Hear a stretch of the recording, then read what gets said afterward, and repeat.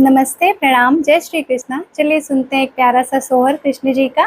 जैसा भी लगेगा कमेंट करके ज़रूर बताइएगा। शुरू करते हैं। भादों के रतिया भयावन घटा घन घेरेल हो।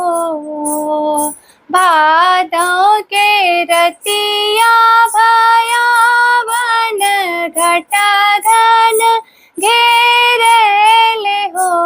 ललना चम चम चमके बिजुरिया डगर नाही सूझेला हो। ललना चम चम चमके बिजुरिया डगर नाही सोहेला हो।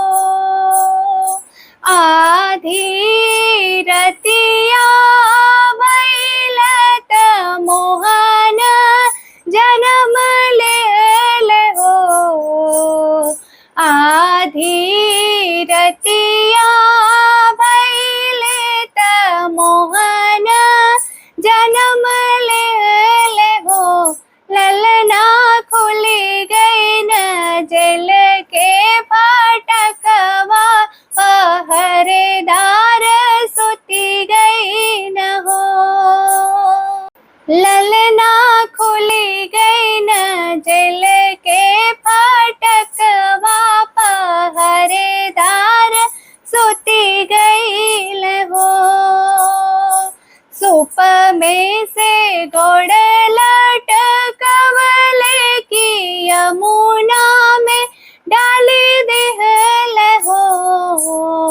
सूप में से गोड़ लटकवल की यमुना में डाली दिहल हो। ललना यमुना के जल भैन थोरत वासुदेव पार भैन हो।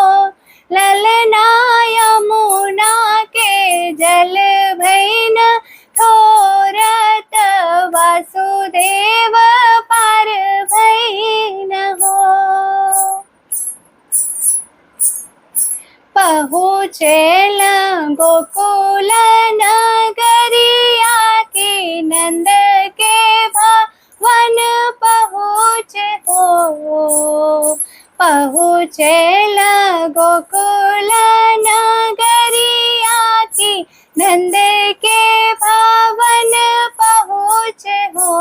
ललना यशोदा की गोदिया सुतावे टहिया ले चली भई न हो।